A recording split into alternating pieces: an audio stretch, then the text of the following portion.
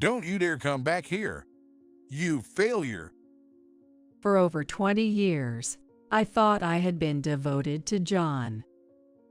Yet, this is how John really felt about me. I wasn't leeching off him. I was just devoted to him. But now, I'm at a loss for words. As I felt all strength leave my body, John continued. Ryan's a working adult now, so you have no reason to depend on me, right? But, Quiet. I don't want to hear your excuses. John raised his voice. Oh no, it's hopeless. My feelings didn't reach him. At that moment, I felt something snap inside me. It was the sound of the thread of love that bound our hearts breaking. Simultaneously, my feelings for John began to fade. We were married just a moment ago, but now I feel as if he were a stranger to me. John was just using me from the start. He never loved me. Otherwise, he wouldn't blatantly cheat and try to kick me out. I don't care what happens to such a man. No, I must utterly defeat him. With my mind made up, I looked up and stared straight at John. My name is Karen Johnson. I'm a 50-year-old housewife, married to John for 25 years. Our son, Ryan, was born a few years into our marriage and has just graduated college and started working. With parenting duties winding down, I was looking forward to pursuing my interests. That's what I'm thinking now. But there's just one problem. My relationship with John. John is far from a good husband or father. In fact, it's hard to find anything good about him. He cheats, and he doesn't even provide a proper salary. Please, can you at least contribute to the household expenses? Huh? Don't get cheeky with me when you're living off my earnings.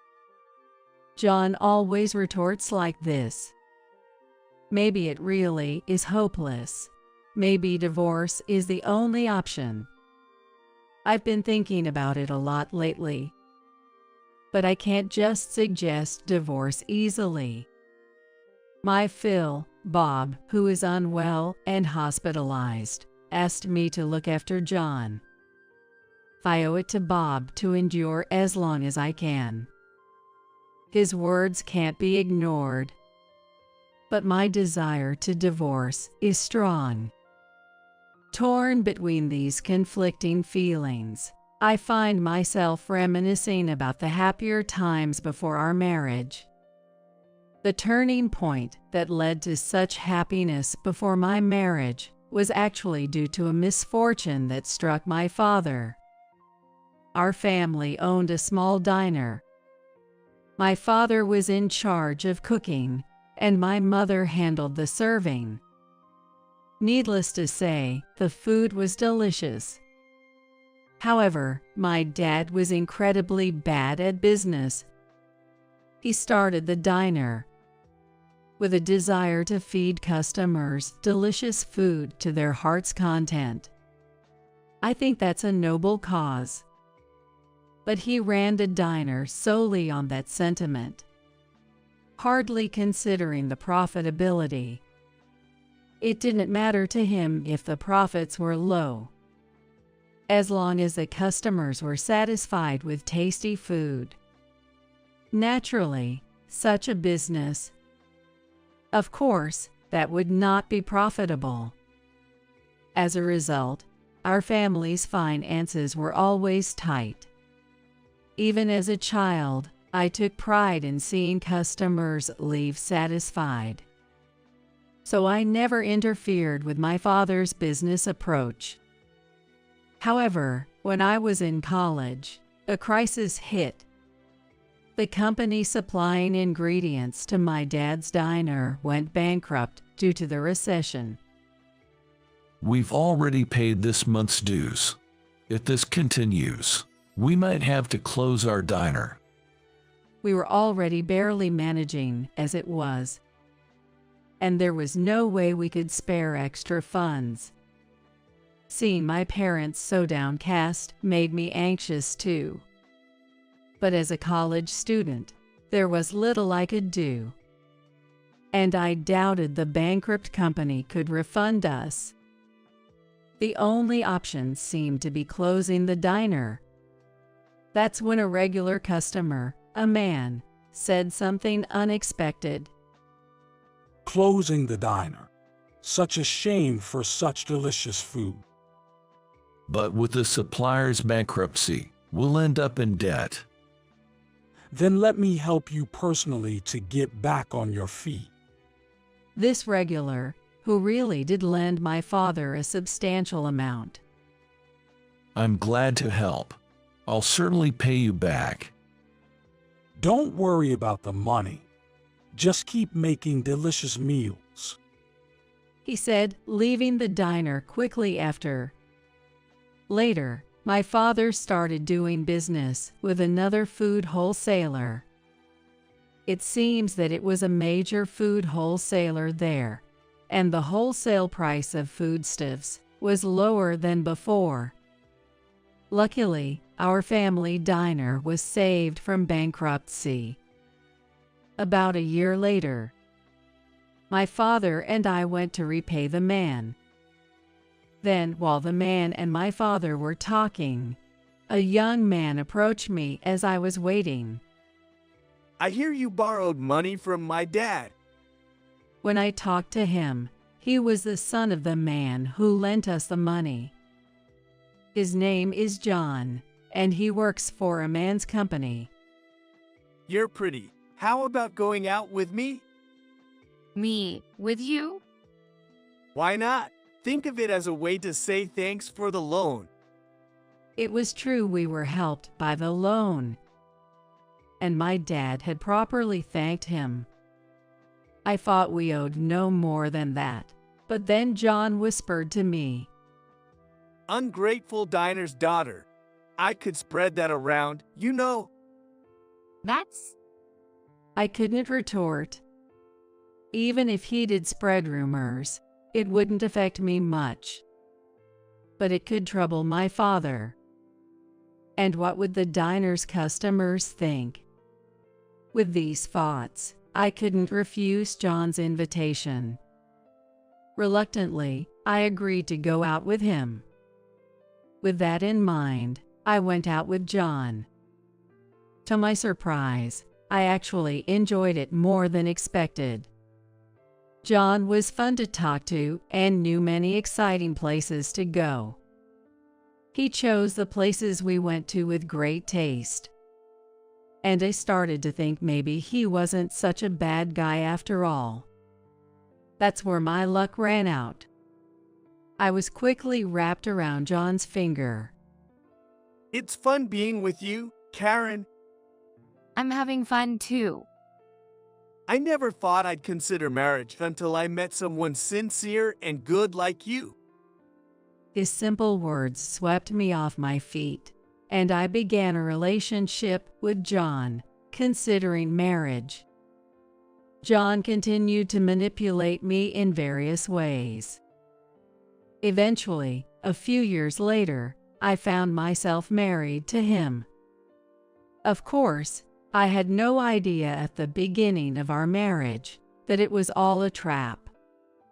John seemed genuinely kind, and I felt loved by him. But it was all a lie. As soon as we got married, he showed his true colors. Here's my salary for the month. Make it work. I opened the envelope John gave me. Inside was a pay stub. The salary itself was deposited directly into the bank, so just having the pay stubs wasn't suspicious. However, the one thing that struck me as odd was that all the pay stubs were handwritten. Today, handwritten stubs are almost unheard of. But I got married 25 years ago, a time when computers were just beginning to become widespread, and handwritten pay stubs didn't seem out of place. It's over $1,000. That's normal, right? I reassured myself. I managed with that small amount of money as best as I could.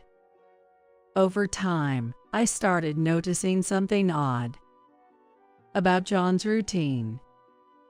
John leaves the house at a certain time every morning, but returns home at different times. It seemed to change from day to day. I'm busy with various jobs as my dad's successor. Then, at least call before coming home. Stop nagging. All right, I'll call. He'd shout. His attitude only heightened my suspicions. Maybe he was out playing around. Or even worse, having an affair. But his loud voice scared me from confronting him. Ultimately, even though I had doubts about John's behavior, I couldn't bring myself to say anything. Eventually, our son Ryan was born. I thought maybe things would change with a child. But John remained the same. Looking back, I think that's when I first started considering divorce. Then, when Ryan was in middle school, I received a call from my mom while I was out shopping for dinner.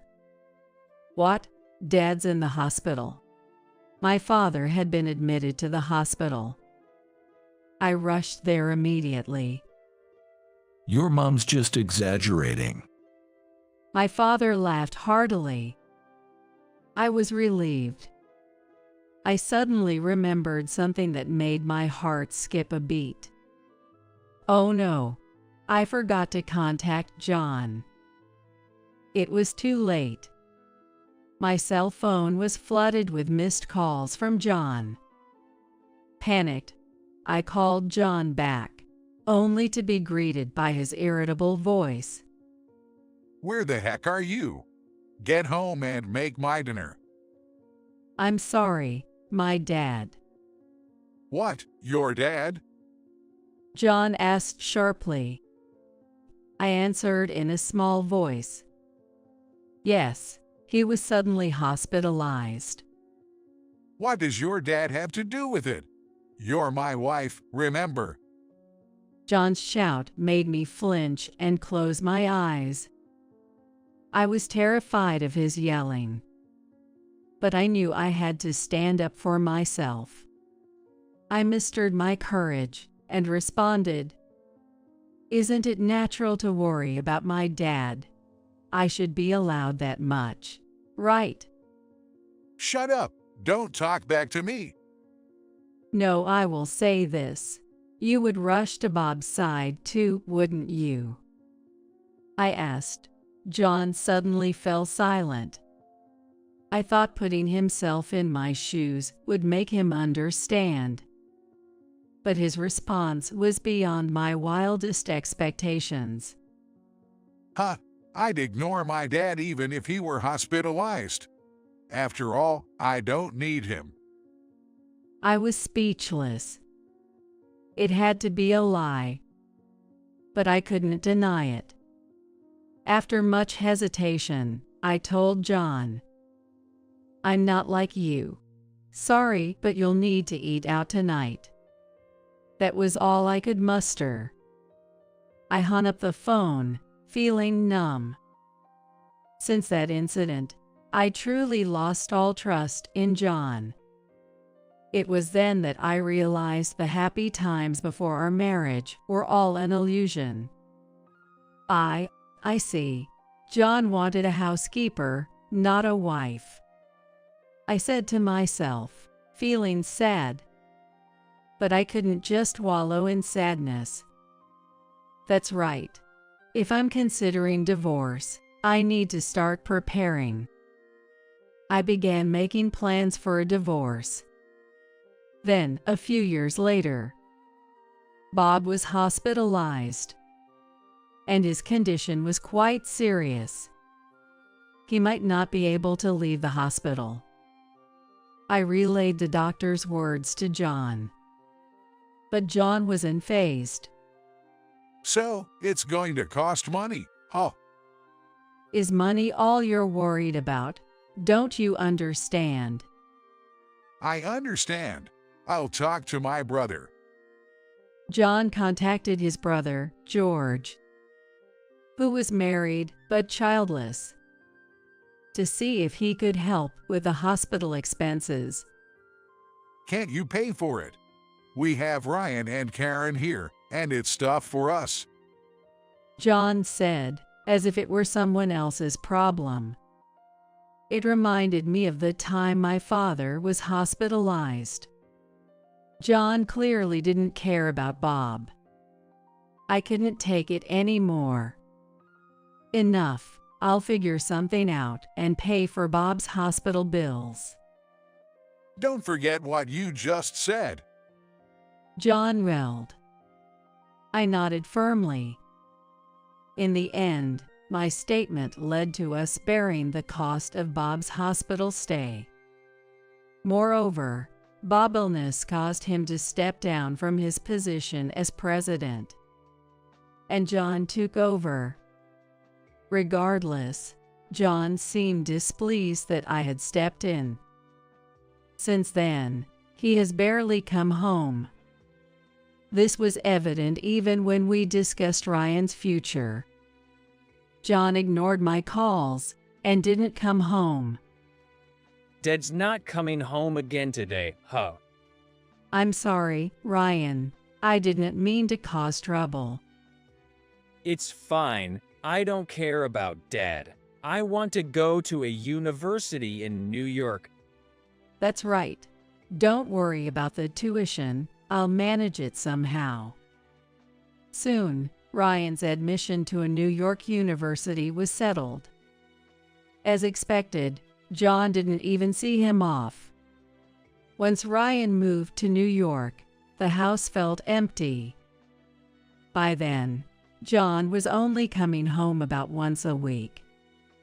Could you transfer a bit more for Bob's hospital bills? Huh? I've already transferred over half my salary. It should be enough since you're the only one here. John's contribution was just a small amount of money. Clearly, only a fraction of his salary. His claim of transferring over half was undoubtedly a lie. I knew this, but I didn't have the energy to argue. Years passed, and I received news of Ryan getting a job. Now that Ryan has a job, it might be time to talk about divorce. I had prepared for this over the years. The only thing left was timing. When and where should I bring it up to avoid conflict? These thoughts consumed my mind. It's not really about avoiding conflict, is it? I laughed bitterly at myself.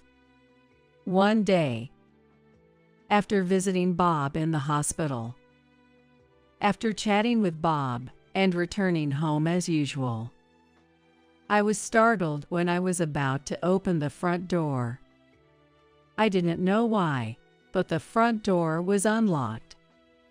Was it a burglar? I peeked inside cautiously. Then, I heard the TV and John's laughter from the living room. Relieved that John was home, I entered the living room. John was laughing loudly while watching TV. You're home. Yeah, just thought I'd tidy up the house a bit. Tidy up. I looked around as John suggested. Upon closer inspection, some items in the room were missing. Huh? It looks like some things are missing. Yeah, I threw them away. your stuff. Threw away my stuff. Shocked, I rushed to my room. It was empty. My computer, TV, even my favorite mug are all gone. Even the bed, everything was missing. What is this? I threw them out because they're no longer needed. Not needed. What am I supposed to do now? As I raised my voice, John frowned, looked away, and sighed. How should I put it? I'm tired of supporting you. What is that supposed to mean? I am your wife, I retorted, and John got irritated. He suddenly raised his voice. Do I have to spell it out? Don't leech off me anymore, you failure. For over 20 years, I thought I had been devoted to John. But this is how he really felt about me. I wasn't leeching off him. I was just devoted to him. Words failed me as my strength drained away, and John continued. Ryan's a working adult now, so you have no reason to depend on me, right? But Shut up, I don't want to hear your excuses. John shouted. Oh no, it's hopeless. My feelings didn't reach him. At that moment, I felt something snap inside me. It was the sound of the thread of love that bound our hearts breaking. At the same time, my feelings for John began to fade. We were married just a moment ago, but now he feels like a stranger. John was just using me from the start. He never loved me. Otherwise, he wouldn't blatantly cheat and try to kick me out. I don't care what happens to such a man. No, I must utterly defeat him. With my mind made up, I looked up and stared straight at John. What? Got something to say? Nothing? If you want me to leave, I'll do just that. I slammed the living room door with force and headed to my room. But there was nothing of mine left. Not even a single piece of clothing. Don't bother looking. It's all gone. I had the junk collectors take it away. Which company did you use for this? The flyer's right here. That's the one. I picked up the flyer of the disposal company that was on the floor. While dialing the number, I told John, "You're going to regret this." After saying that, I immediately left the house. The call connected shortly. Once I explained the situation, they readily understood. It seems they had felt something off about John's actions and had kept everything they collected intact. "I'll be right over. Thank you so much," I said, expressing my gratitude before hanging up. Then I went to the disposal company. After thanking them, I had them move my belongings into a storage unit I had just rented. Relieved that my belongings were safe. "You won't get away with this so easily."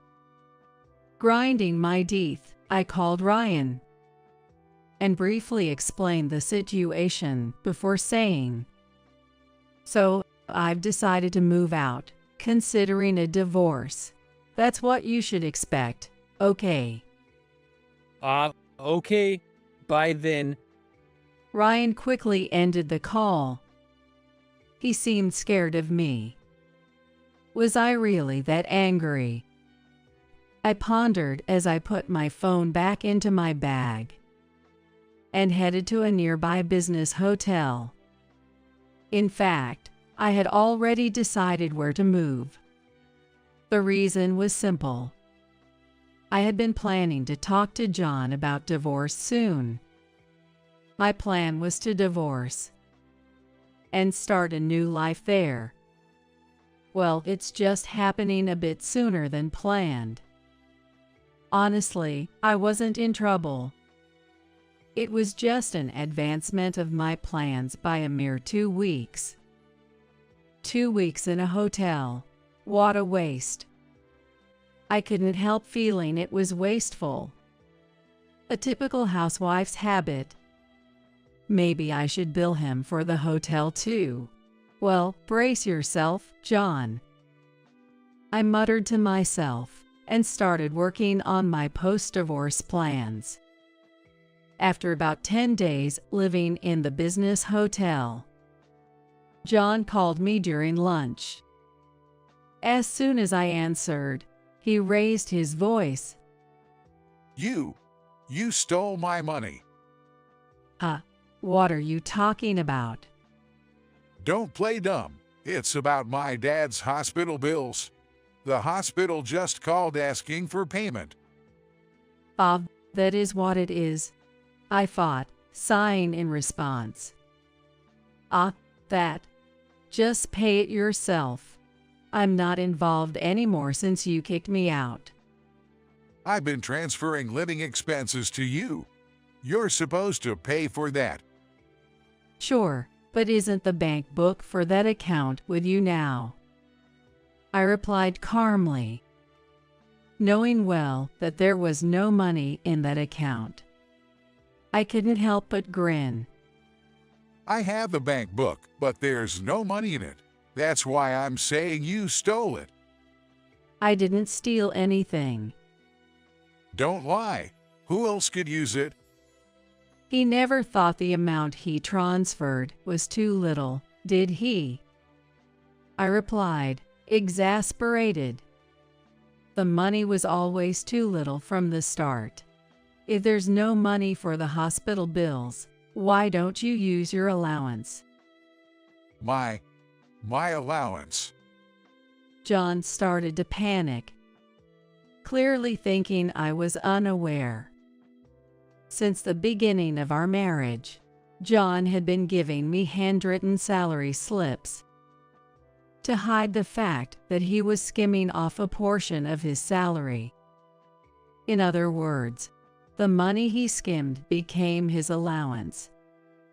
I asked Bob once, how much is John's salary, you know?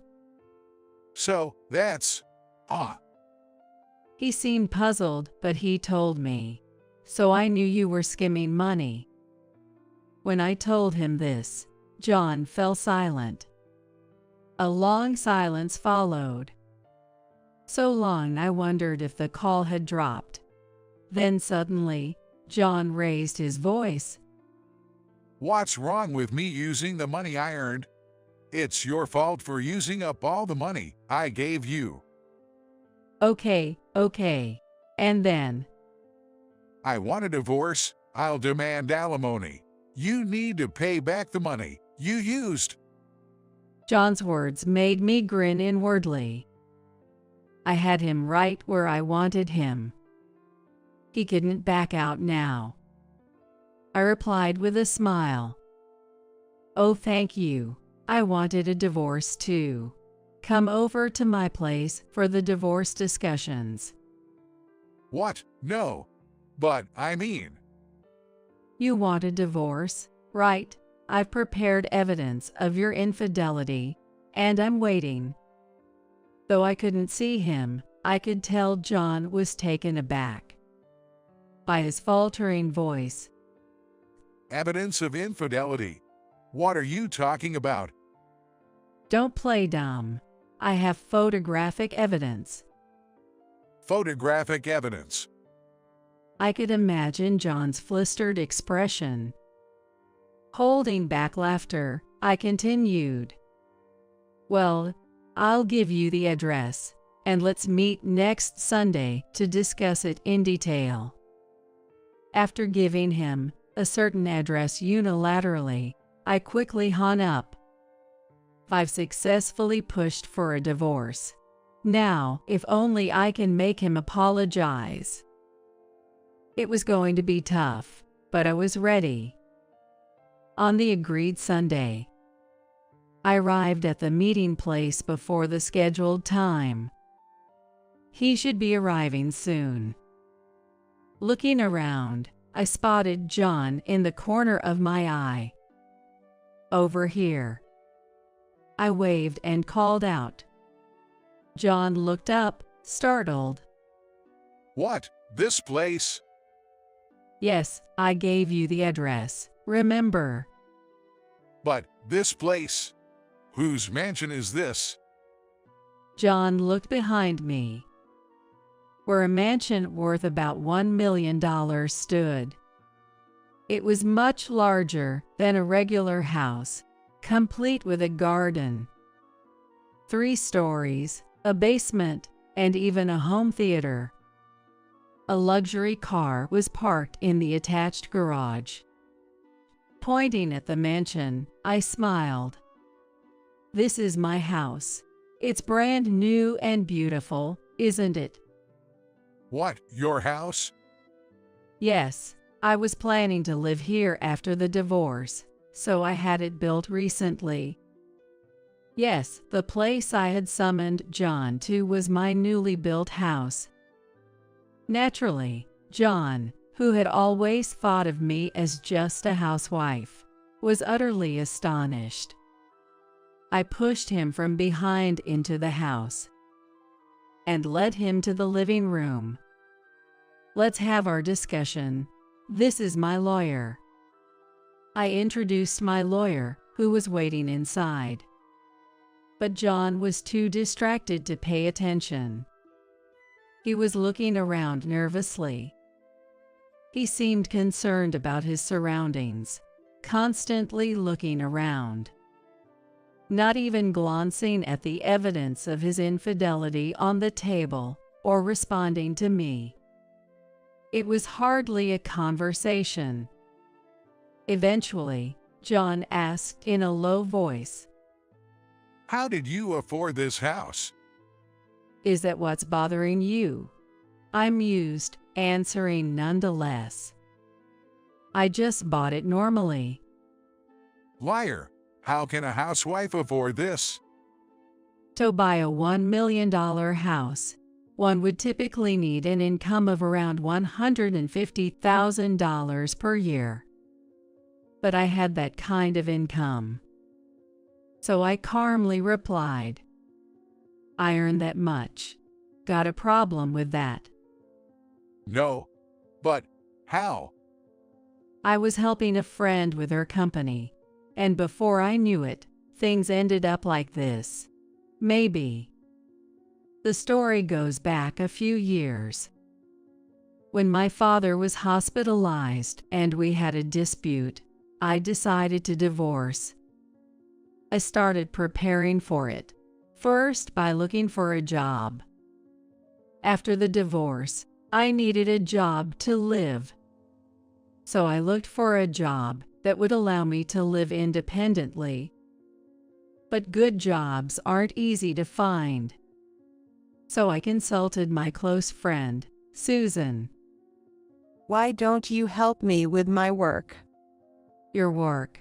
What do you do? Land-based aquaculture. Land-based aquaculture is a method where pools are artificially created for farming fish. Though there are drawbacks, it's eco-friendly as it prevents ocean pollution. Susan's father started it, and now she is running it. So, I started working there. John asked tentatively. After I started helping, the business suddenly began to do well. My role was mainly negotiation and administrative work. Susan said I was a huge help, and I was promoted to an executive position. It was all coincidental, but luck is part of skill, I believe. Hearing my story, John slumped in defeat, but then suddenly looked up. Okay, Let's forget the divorce. How about we start over?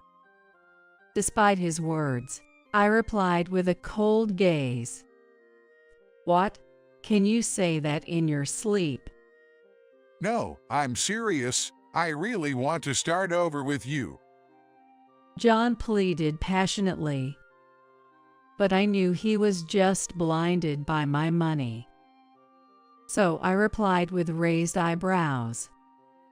I refuse to be with someone who cheats, and someone who neglects their father, too. No, about my dad. Enough. You might not know, but I was the one paying for Bob's hospital bills. The money John gave me was really a pittance. After paying for groceries, utilities, and other miscellaneous expenses, there was never anything left. That's all he ever gave me, let alone enough to cover Bob's hospital bills. Initially, I managed somehow, but after starting my job, I covered the bills with my salary. Despite that, you never listened to me, nor did you visit Bob. That's... I can't trust someone like that. As I raised my voice, John looked deflated. The lawyer then discussed the alimony with him. John couldn't say anything, and just nodded until the end. Eventually, encouraged by the lawyer, John signed the divorce papers. The alimony was set at $30,000. Now that the divorce is finalized, you'll be paying for Bob's hospital bills from now on, I said as John nodded, seemingly unhappy, but not objecting. I felt relieved. In the end, I sent John away, glad it was finally over. The only regret was that I couldn't get an apology from him. But I had one last move. With that, I was sure John would apologize. Thinking about it made me smile unintentionally. A few days later, on my way back from the office, someone called out from behind. Hey, Karen. I turned around to find John standing there. Don't be so familiar. We're divorced now. Shut up. What did you do? John looked at me, his face red with anger. I realized then. The talk must have happened at the company. Smiling, I teased him. What do you think I did? Don't joke around. Tell me, how did you get me fired? John was stomping his feet in frustration. I couldn't help but smile at his amusing state. Isn't it your own doing, getting fired for having an affair with the office clerk? John's affair was with a clerk at his company, where he had acted recklessly, thinking he could do anything as the president. Right after the divorce was settled, I reported this to Bob. While he regretted the divorce, he was furious about John's behavior. I showed him the photographs of the affair, which infuriated him even more. Then he made an offer.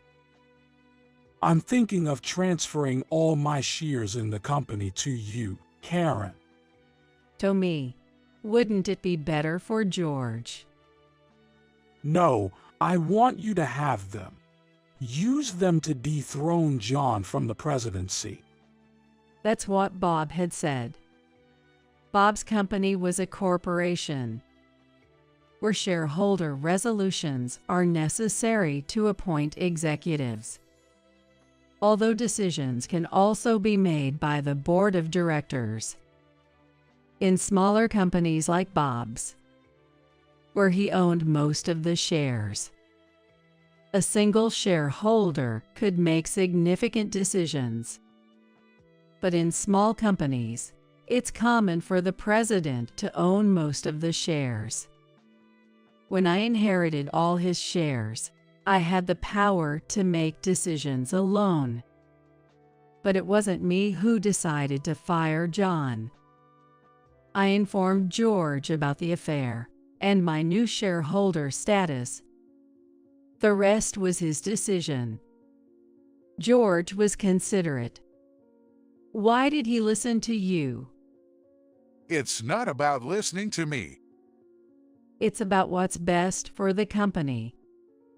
John collapsed on the spot and began to apologize. I'm sorry. Please forgive me. No, I'll be lost without a job. his predicament was none of my concern. It was all self-inflicted. I won't forgive you. Please, I'm begging you. It was all self-inflicted. I turned my back on him. Sorry, but there's nothing I can do. Why? If you have the shares. I sold them to George and his wife.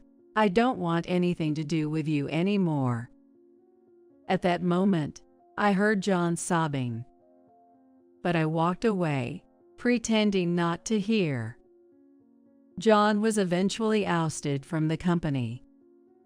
Perhaps he could have stayed as an employee, but his arrogant behavior, starting from his entry through nepotism, made that impossible. I refuse to be an employee. He had said. Once fired, he was out. Now he's reportedly working as a convenience store clerk, a difficult-to-find job at his age. He's likely to spend his old age in regret, without money. As for me, post-divorce, I became more focused on my work. There's no talk of remarriage, but there are a few men among my colleagues. A new spring might come. While thinking this, I received a call from Ryan. I'm bringing my girlfriend over. Okay, I'm looking forward to it. I failed in marriage, but I hope Ryan doesn't. But I'm sure it'll be okay. Ryan is much more stable than I ever was.